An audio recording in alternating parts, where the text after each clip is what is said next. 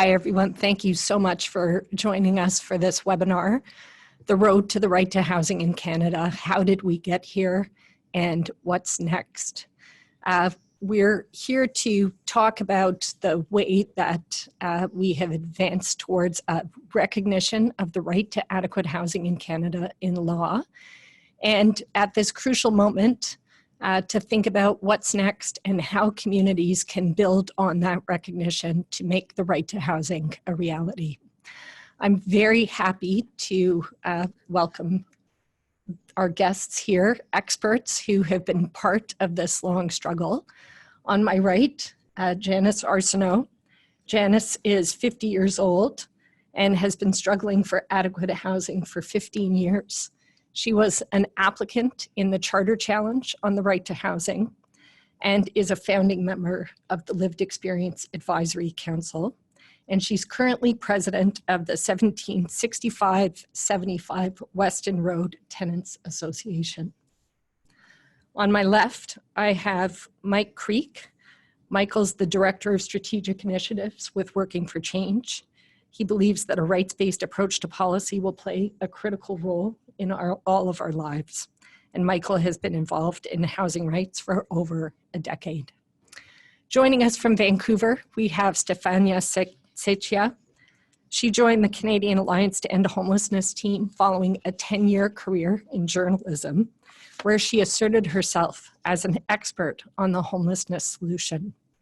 She took her role with CAEH with the distinct intention of seeing the end of homelessness in her lifetime. And I'm Emily Paradis.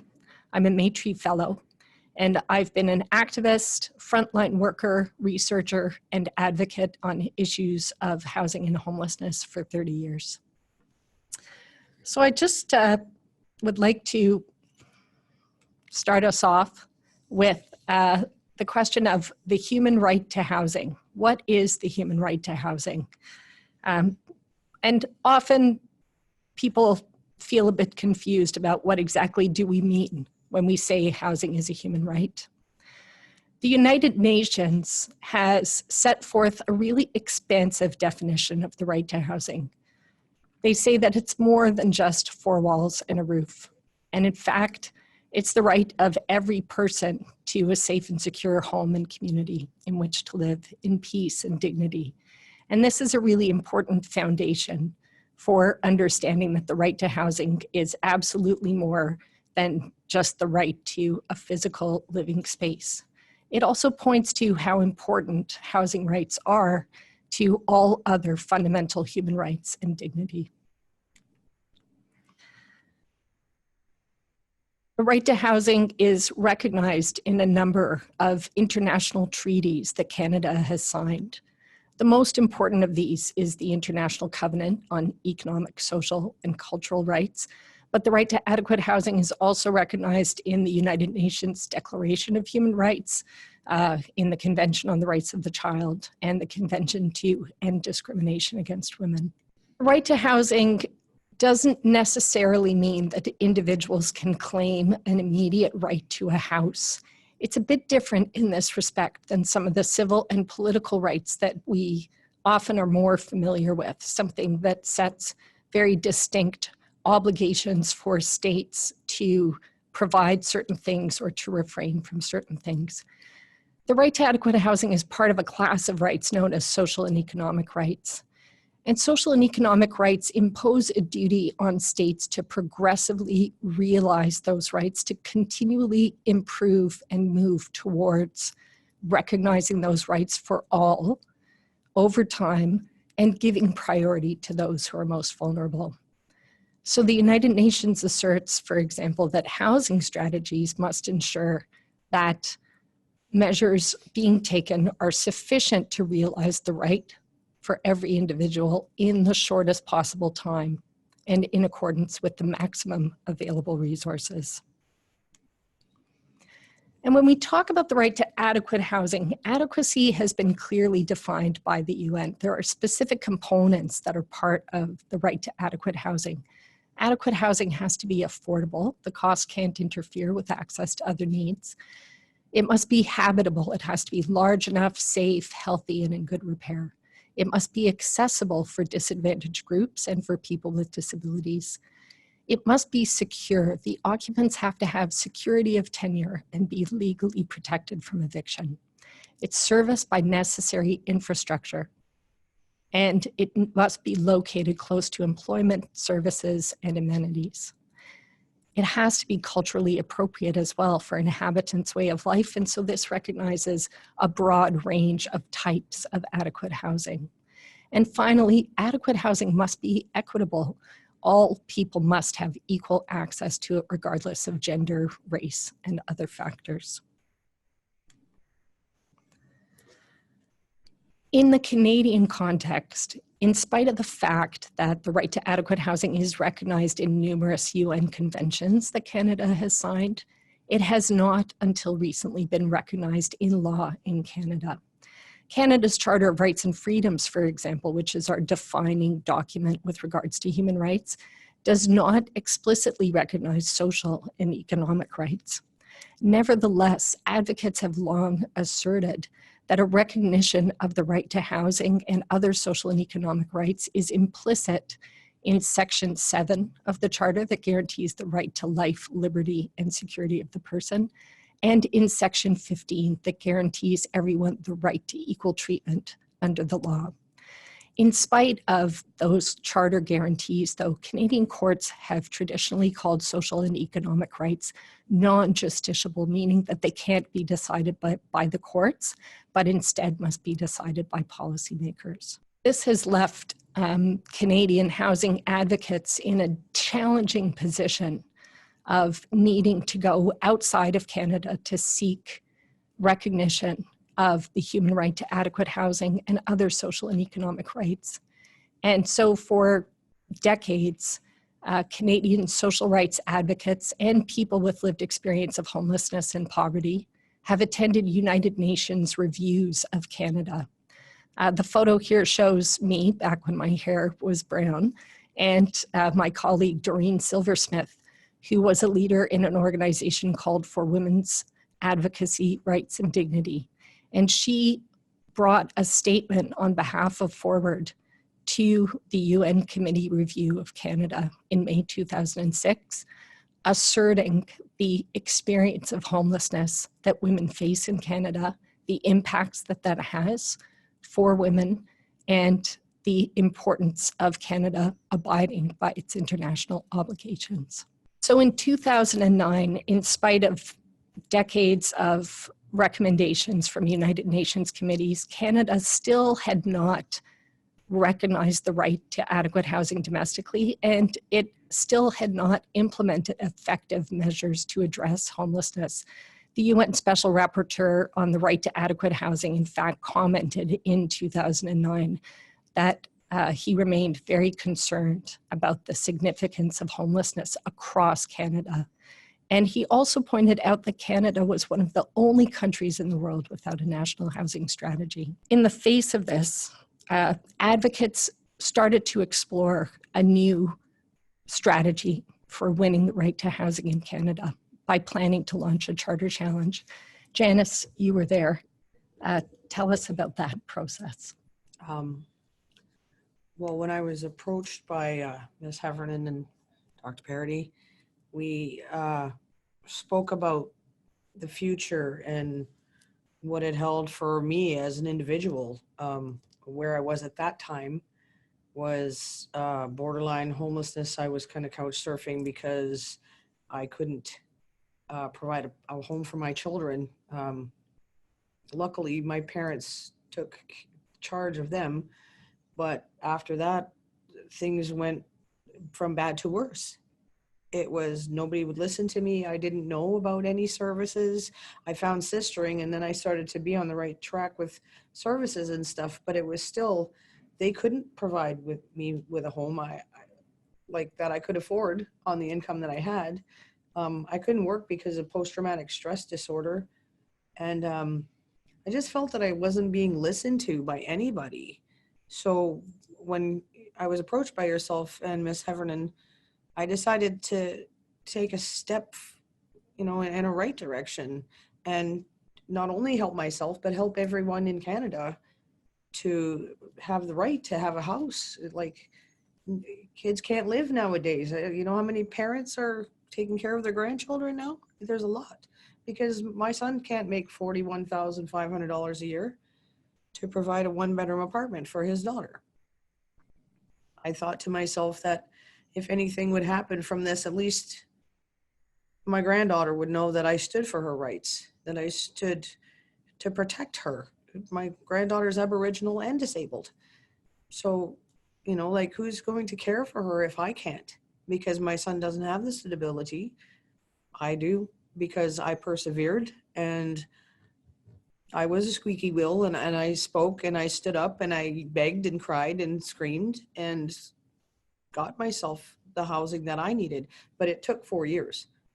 It took 4 years of my granddaughter living precariously, you know, either food or shelter, or, you know, like, for a little tiny 1-bedroom apartment, it was like $911 for something that was so inadequate for her to grow up in dangerous neighborhoods, you know, just no parks around, there's barely any schools around. And my granddaughter was apprehended 3 times by CAS, Native Child Family Services, for the lack of housing. That's it. There was no violence. There was no bruises. There was nothing like that. It was financial and lack of housing. And there's nothing out there to help single fathers with these things either. Like, everybody is concerned, and I know single mothers have it really hard, because I'm doing it right now. But even for a man trying to raise his children adequately, you need to have, well, like, one of the best jobs in Canada. You really do. You know, you need to have at least $100,000 a year. And in spite of the struggles that you and your family were facing, when you first agreed to be an applicant in the Charter Challenge on the right to housing in 2009, I think that the goal of that challenge wasn't actually going to provide you with a house, was it? No. It was to have Canada provide for everybody, and deliver a national housing strategy to address all of those intersecting issues that you're talking about. It's like, there's so many. It's so many. And if you just touch on points, like the court, when they struck the motion, I felt like I wasn't even a person. There's just a number on a clicker. So tell us about that. What happened there? What's the motion to strike? How did they kick that case out of court? Well, the motion to strike is when they bureaucratically refuse to hear evidence that we gathered. This is like saying no before you even hear an explanation. We're not children. We're adults, just like bureaucrats and government officials are. We know what we're doing, just that, like they do. But I think that we know better for ourselves as a Canadian, as a nation, that we see people on the street every day. And you know what I hear mostly is, oh, that poor dear. And it's, you know what? Do something, you know, like, try and stand up. I tried. I didn't know that this would go on 10 years later. I didn't. Right. But you know what? If there's anything that's going to come out of it, and you know what? I stood.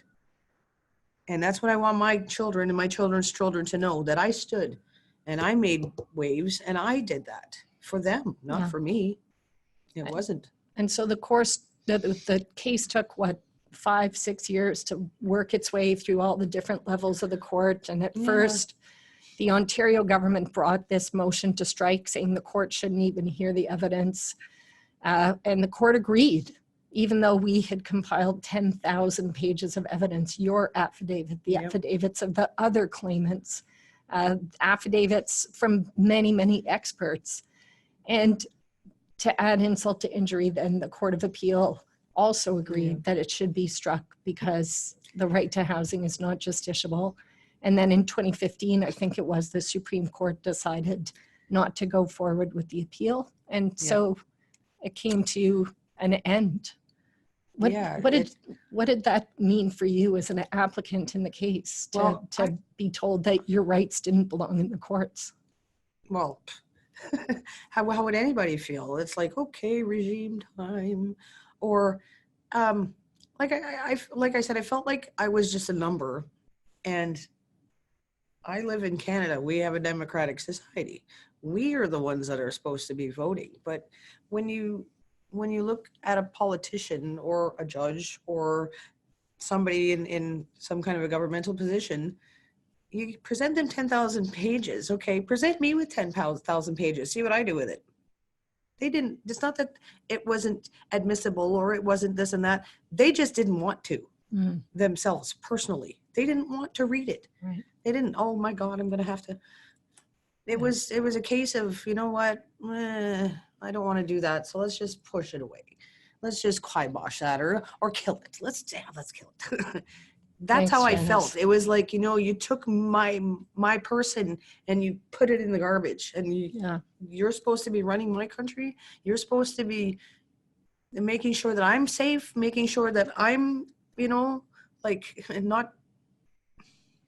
not getting raped, not getting, abused, beaten, unsheltered. Yeah. It's bad to sleep outside. I know. I've done it. Okay. And I've done it because I had no choice. I couldn't make the money. I couldn't, unless I did some things that were unmentionable or unsavory to other people. But I put them in my position. Yeah. I lost my kids because I couldn't provide them a home. My son lost his kids because he couldn't provide them a home. This is becoming a multi-generational. I mean, I read an article in the Metro the other day that said, you know what, if you live with your mom, you're lucky. That's not lucky. Yeah. You couldn't pay me enough to live with my mother. So in spite of all that, the courts decided that these issues aren't connected to those rights in the charter that have to do with life and liberty and security of the person. So now I want to bring Mike in, because the good news is that the courts were not the only place that this was being decided.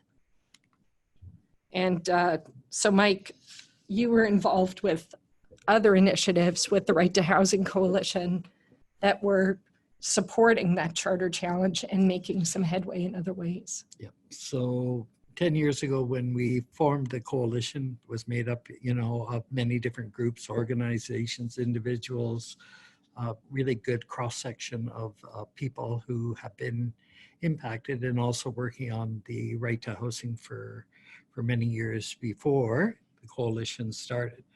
After the challenge came down, and as Janice was saying about the motion to strike, left us really feeling disappointed. But one of the things that sort of came out of that also is that courts aren't always right. Courts aren't always in a place where the people or the population may be. And so we're hoping that that is part of the sort of change that we're seeing. So at the Right to Housing, we took back to going back to marches. We held community forums. We did postcards. We did letter writing. We didn't give up just because the court said that it wasn't admissible, that they weren't going to hear a word of any of the evidence that was involved in the court challenge. We thought that, and we believed that we were able to sway public opinion, which is how you can then, another approach to being able to make changes within how policy could be developed, or even to further extend about how a charter can be changed. Well, that's a long way down the road, but that's what hopefully that in Canada we'll see, that where we open up our charter and we make it a new type of charter that includes cultural and social and economic rights for all the population. So along came 2015, and behold, we have a general election. So we were able to use that, the momentum of that time, to able to push housing onto the national agenda. And it wasn't just our work that was doing. I think the Canadian population was starting to see the struggles and the issues around housing emerging in more and more communities. It now had gone from being in major cities into mid-sized city, and even into smaller towns and communities. And so people were really looking for answers from politicians about how they could start to address those really serious situations. And then from that, we found that, that all this other stuff came forward that we're going to talk about a little bit more.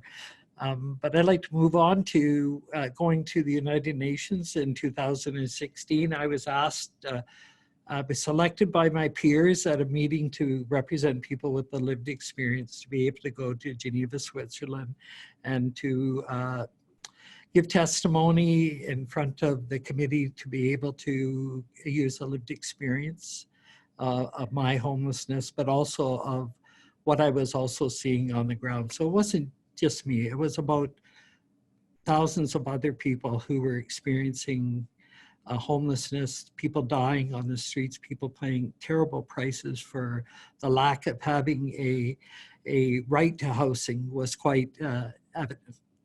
It was quite a remarkable sort of journey. I remember after doing my testimony, a couple of the interpreters came out of the room actually, and they actually spoke to me and told me how powerful and moving it was. And they had no idea that things were so bad in Canada.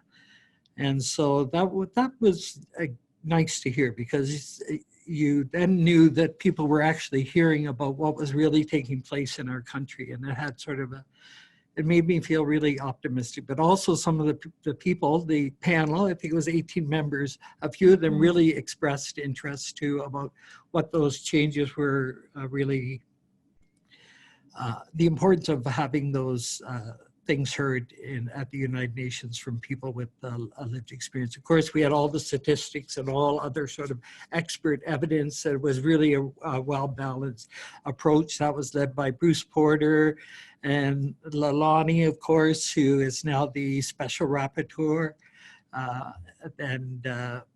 It's really made a huge difference for me personally, but also I think that it can inspire other people to see that we do have other options outside of a court challenge. We have opinion, the world opinion, and how Canada is seen in the rest of the world is really important. And I think that one of the things that I will add is that during all of this sort of campaign, I constantly heard from people about how the right to housing would never, ever happen. A few of them said, it'll never happen in my lifetime, it'll never happen in your lifetime. And these were often people who held positions within government, or were policymakers, or were politicians. And in the end, we start to see the advancement and getting closer and closer to our goals of actually having a strong piece of legislation that will enshrine the rights to housing in a way that is going to be really impactful to people who have had some really terrible experiences.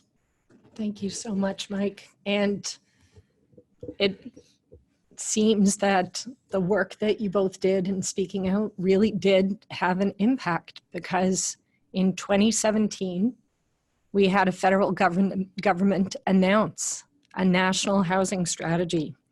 But even at that point, our work was not yet done, right, Stefania? And I'll invite you to talk a bit about the campaign that helped push for the rights-based provisions of that national housing strategy. Right. So as you mentioned, the National Housing Strategy Act was first introduced November 22nd, 2017. And it promised a rights-based legislation to implement the government's commitment to the progressive implementation of the right to housing, as guaranteed, as you mentioned earlier, in the International Covenant on Economic, Social, and Cultural Rights. So consultations were kicked off in spring 2018, and they happened across Canada. So these consultations happened in Toronto, Hamilton, Winnipeg, Saskatoon, Victoria. 64 leaders and participants involved, people with lived experience of homelessness.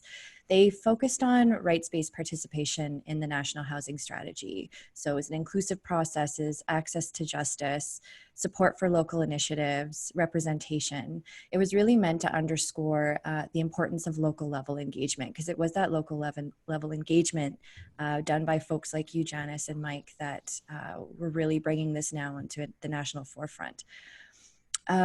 So in an effort to highlight and keep attention on the work being done on the right to housing, on August 14th, 2018, advocates released an open letter to Prime Minister Justin Trudeau.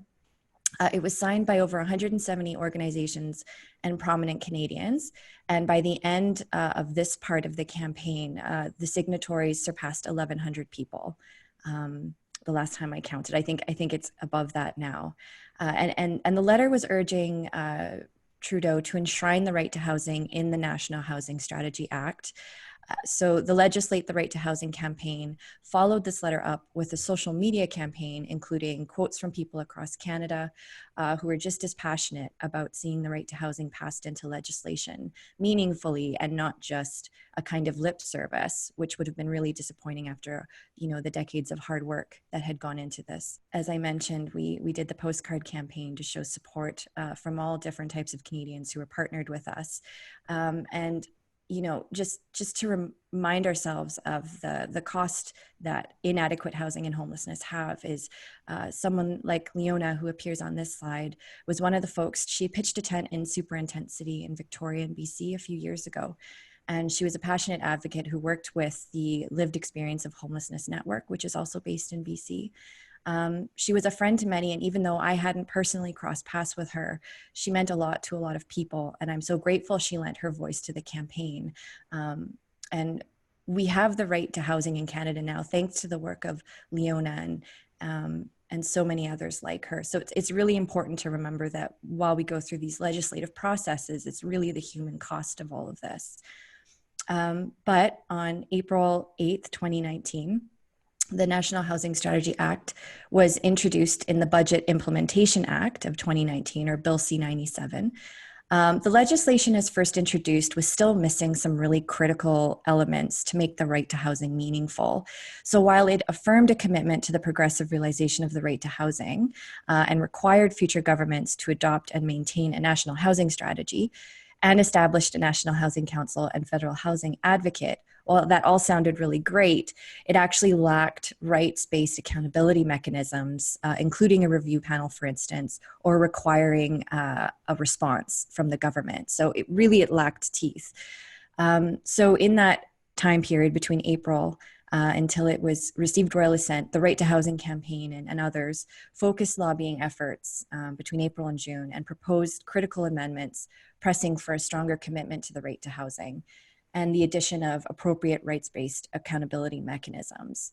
So after many back and forths and fierce lobbying efforts, including another campaign organizing all of our supporters to show their support, the government proposed the amendments on May 31st, and the amended legislation received royal assent on June 25th, 2019, marking the first time in Canadian history that housing was deemed a fundamental human right and established a unique model that has the potential to be an international example. It's just incredible to see that after so many decades of struggle, that language now exists in law in Canada, that it's the housing policy of the Government of Canada to further the progressive realization of the right to adequate housing. What an amazing win. And Stefania, can you give us a sense of specifically what it was that we won in that act, in the National Housing Strategy Act? Absolutely. So as it's written, the legislation declares that it is the housing policy of the Government of Canada to recognize housing as a fundamental human right. And they did so in really transparent and clear as we could possibly get them to. It requires future governments to adopt and maintain a national housing strategy, which is really important. It establishes that the National Housing Council will monitor progress and advise the minister regarding the progressive realization of the right to housing. It strengthens the role of an independent federal housing advocate to assess and advise the federal government on the implementation of the housing policy, initiate inquiries into incidents or conditions in a community, institute, industry, or economic sector, monitor progress in meeting goals and timeline of the housing policy, which is really important as well. The advocate can receive and investigate submissions from affected groups, so making them very accessible, again, really critical. The advocate can issue opinions about compliance with the right to housing. And this one is really hard fought, I think, from every possible person involved. Refer key systemic issues for accessible hearings before a review panel. So we can really get into the meat of what we already know are issues that are going on, but now we have a whole process to get through them. It also provides further review panel made up of 3 members appointed from the National Housing Council, to hold hearings into selective systemic issues and submit reports and remedial recommendations to the designated federal minister, and requires the minister to respond to recommendations within a short time frame. I believe just like they have a few months, but they absolutely have to respond. So it's not just a bunch of reports kind of going into the void and stacking up. There's actually a process involved that really help us push that further and holds them accountable. Thank you so much, Stefania. And I know that one of the pieces about those hearings that is, to me, most exciting and groundbreaking, really, in Canada is the fact that those panels that oversee the hearings must include at least one member with lived experience of homelessness. And so the voices of lived experts become part of that decision-making process about what is and isn't acceptable in Canada, so that folks like yourself, Janice, and Mike are in that decision-making position and able to bring that perspective on changes that need to happen. And it was also really important, if I didn't make it clear too, is that the advocate and counselor are pretty independent as well. So they are able to kind of break from the government and have a more transparent process. I think that's really important too. Thank you so much. And so now that we've won these pieces in the National Housing Strategy Act, our work still is not over. And now as advocates, we're kind of having to turn our attention to how do we take those pieces and make them real? How do we use the advocate, the council, the possibility of those hearings, the community tenant initiatives and tenant education and organizing to keep moving a right to housing forward in Canada so that that progressive realization really does happen. And Steph, your organization, the Canadian Alliance to End Homelessness, is part of a campaign right now that's focused on the federal election. Can you tell us a bit about that? Yes. So over the decade I spent as a journalist in BC, I've covered municipal, provincial, and federal elections, and they all boil down to the same question: will we be heard? Who has their finger on the pulse and who has tangible promises that can lead to the formulation of effective policy? And there is a consensus right now that housing and the cost of living are key topics going into this election. That's just a couple weeks from now. And recent public opinion polls have demonstrated that housing affordability is amongst the top issues of concern for voters. So this is something that is on everyone's mind. My journalism experience includes the front lines of Vancouver's downtown Eastside neighborhood, and I've personally lost friends to homelessness, and I know countless others who are currently experiencing it or are still recovering from it. And with our sights on the election, it's a direct opportunity for us to signal to our leaders that solving homelessness is possible if we act. Our next leader must focus on addressing housing and homelessness, and it's a subject that just cannot be ignored. There are over 1.7 million Canadian households living in core housing need across Canada, and it's essential that federal parties develop policies that commit to eliminating homelessness and strengthen the community housing sector.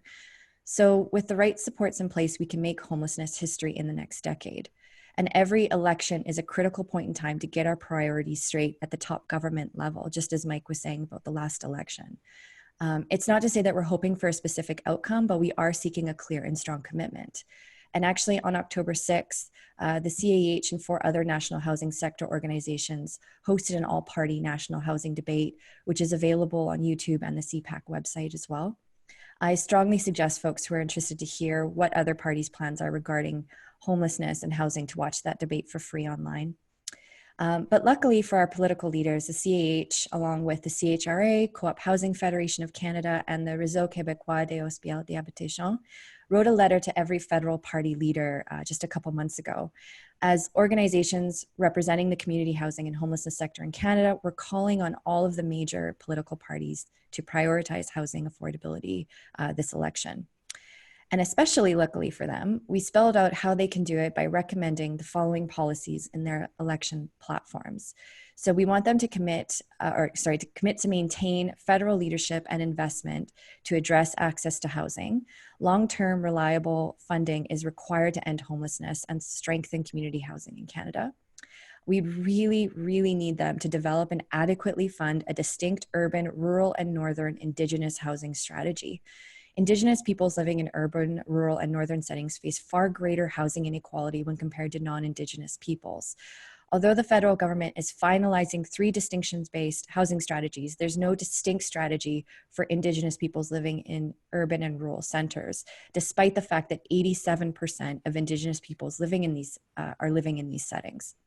We're calling on parties to provide dedicated funding for Indigenous peoples in need of housing in urban, rural, and northern areas in line with the scale of need, and to involve that population in planning and governance of their housing issues that reflects the spirit and intent of Truth and Reconciliation, and create and fund a national Indigenous housing center that would provide Indigenous-led governance and oversight to Indigenous housing, as well as build capacity development. We're always told that they're working on it, but I think it's really important to keep the pressure on and let them know we're all watching for it. We want them to increase the supply of community housing as well.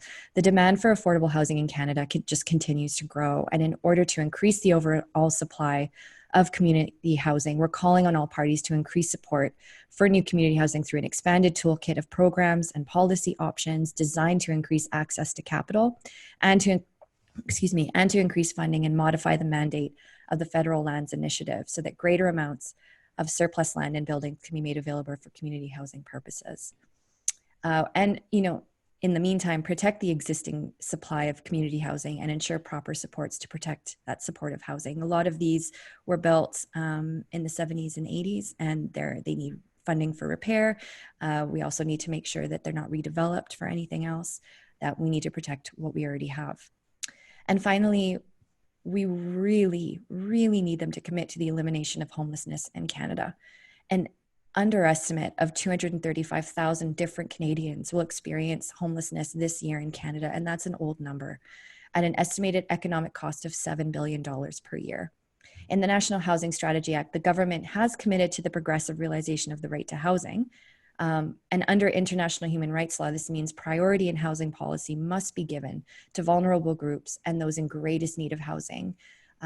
Recognizing homelessness as a violation of human rights and committing to addressing it as a human rights violation means eliminating it in the shortest possible time as well. And this is all within reach. Communities across Canada are already having success in preventing and reducing homelessness. Edmonton, Alberta has reduced homelessness about 43% since 2008.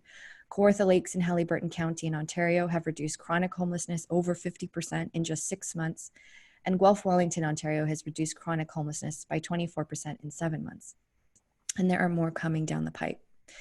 So we're calling on all parties to commit to the elimination of homelessness in Canada by 2030 through federal leadership, including the expansion of Reaching Home and increased and targeted capital investment in affordable and supportive housing for people experiencing homelessness. Thank you so much, Stefania. That's such an ambitious and necessary campaign.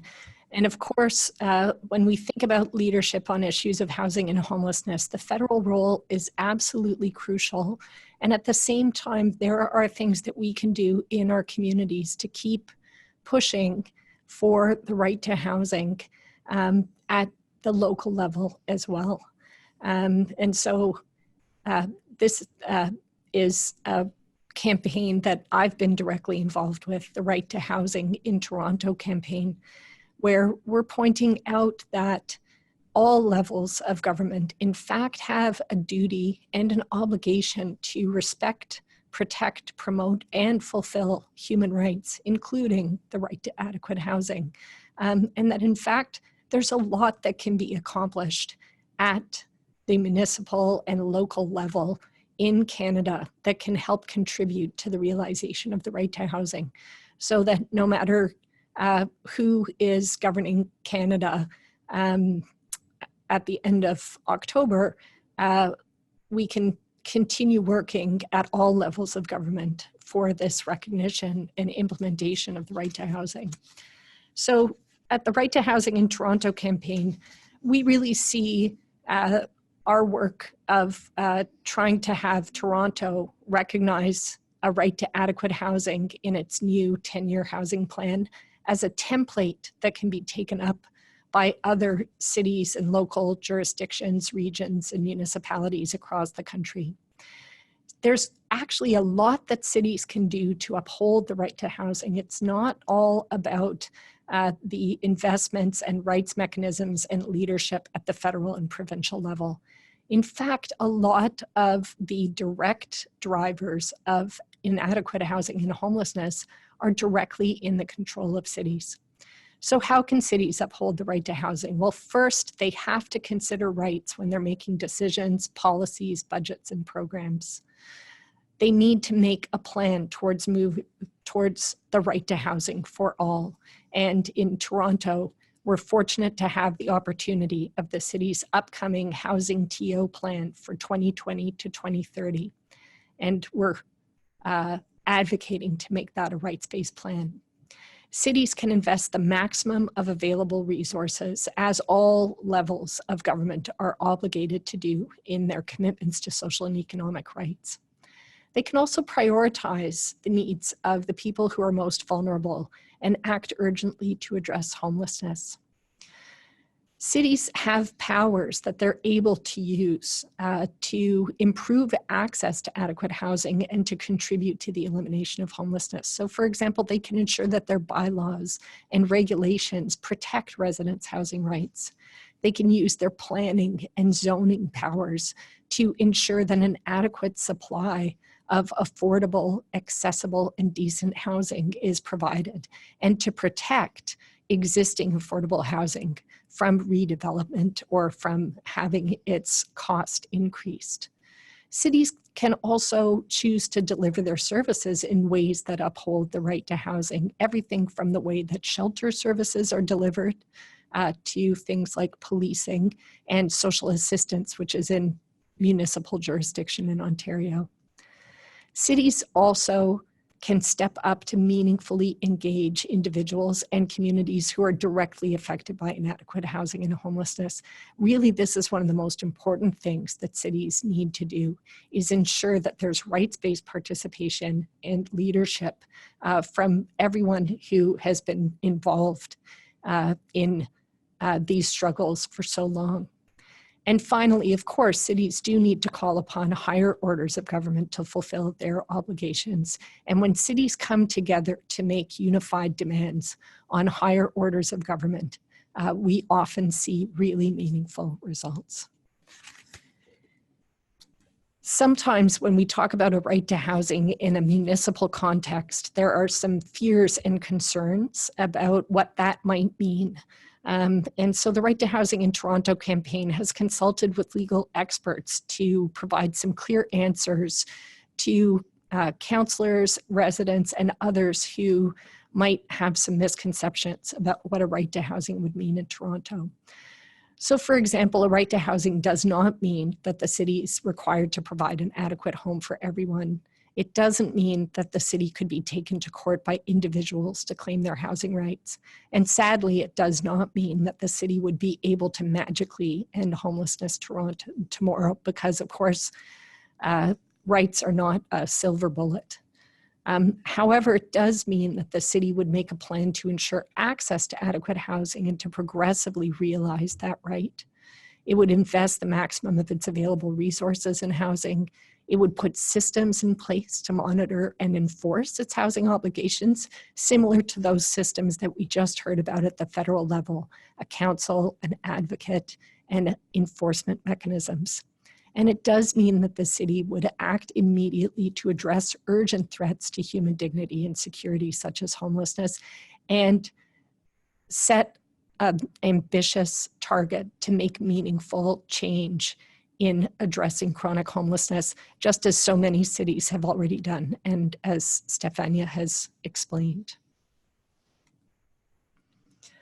So we're calling on Toronto City Council to endorse a rights-based city housing plan that includes recognition of housing as a human right, rights-based decision-making, mandated in all policy-making processes so that when councillors are making decisions about policies and programs, they have to take people into consideration and take people's rights into consideration.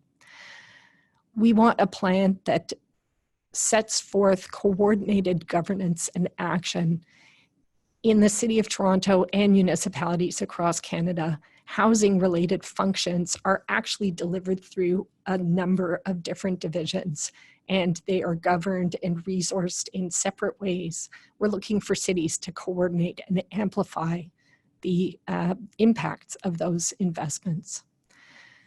We also want a plan that includes transparent evidence-based monitoring, and importantly, that monitoring has to use disaggregated data so that the city has accurate information about the impacts of its new policies and programs for specific rights-seeking groups, so that we understand what barriers and advantages are faced by different groups. So for example, is the housing plan making an impact for women and mothers who require adequate housing, as Janice so importantly described?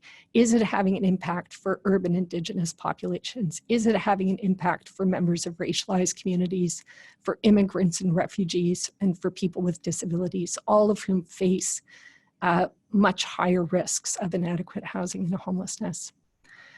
We also need the plan to include rights-based participation and leadership of people and communities directly affected. And it has to include accountability mechanisms similar to the mechanisms that have been implemented at the federal level. We very much hope that that campaign will bear fruit, and that in late November, when Toronto City Council votes to adopt its new 10-year housing plan, that will be a housing plan based in human rights, and that this can provide a model, not just for cities across Canada, but globally, as a new step in the ways that cities can take a rights-based approach to housing. So in wrapping up, I'd like to just invite each of you, thinking about this long history that we've all been part of, leave our listeners with a few words about what you think is next. What do you hope the recognition of the right to housing will lead to? And what's something that listeners can do to make that right meaningful? Janice, would you be willing to start? I encourage all of Canadian citizens to look at who you're voting for and make a decision based on what they're deciding. I know promises are promises, but you know, take a good look. I also would hope that to see a brighter future for my granddaughter and her children. I hope that they would recognize that this is a fundamental right to have a house. Otherwise, we're going to raise a bunch of people who don't care anymore, and who don't, you know, everybody's going to be all on the street, uneducated, unloved, unwanted. We don't want that for our country. I don't.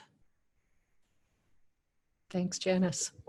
Mike, how about you? What are you hoping this is leading us towards? I'm hoping that this is the start of Canadians recognizing that there is a lot of rights that aren't recognized. And a good place to start is housing. The importance of that, and how Canadians see that actually when we work together, we can solve these big problems. That is something that each of us needs to embrace and be bold and challenge each other to make sure that as Canadians, we're doing the best for each other. That is the most important thing, is that nobody is going to be, we have enough separation that happens in society today. We really need to find ways to pull together. And a national housing strategy that embeds this as a right is one of the ways that in Canada that we can all start to pull together to hold our politicians and people accountable to make sure that changes happen that are going to make difference in all of our lives. Thanks so much, Mike. Stefania, is there a thought you'd like to leave our listeners with? Yeah, I think I'd like to leave everyone on the note that, you know, we can solve homelessness. And the future Canada that I would like to live in is one where people aren't left behind, no matter their class or their status in society, that we are taking care of everyone and that we're judging ourselves on how well and dignified people are living. And I think that the right to housing is kind of it may not be a silver bullet, but it can be a lightning bolt that we start shining a light and identifying the problems, and not, when we see a homeless person, we're not like, well, they probably are choosing to live that life, or they're there by their own faults, when actually it's a systemic issue. And we know what those issues are now because there are hearings in place and we're investigating them. And now we're building more efficient and accurate policy and funding in place that can help us solve that problem. So if someone does fall into homelessness, they're not homeless for years, or it takes them 4 years to find housing or adequate housing like you went through, Janice.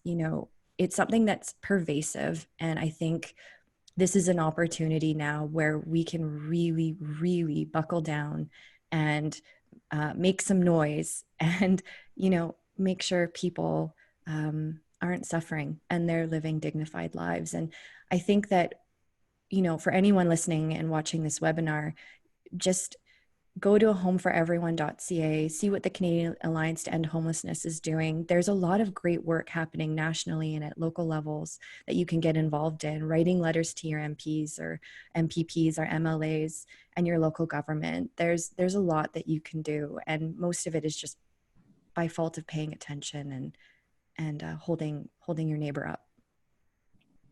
Thank you so much, Steph.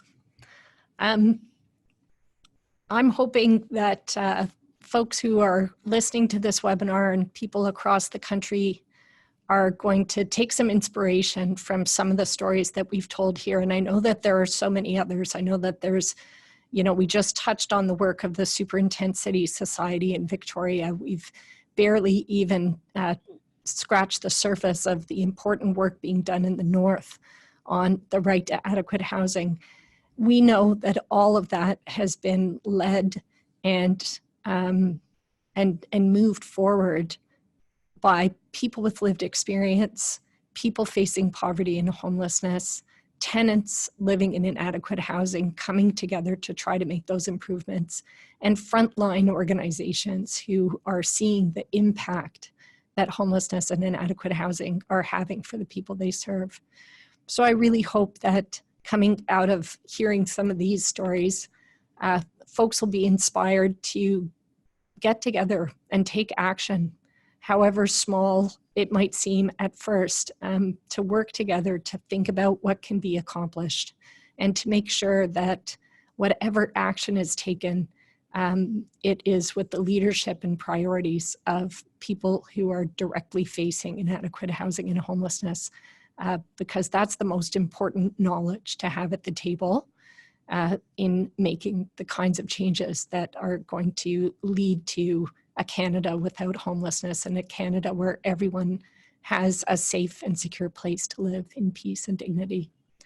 We'd like to leave you with some resources. Please do check out all the different campaigns and resources that we've talked about today. And we look forward to hearing more conversations across the country as we move forward together towards a real right to housing in Canada.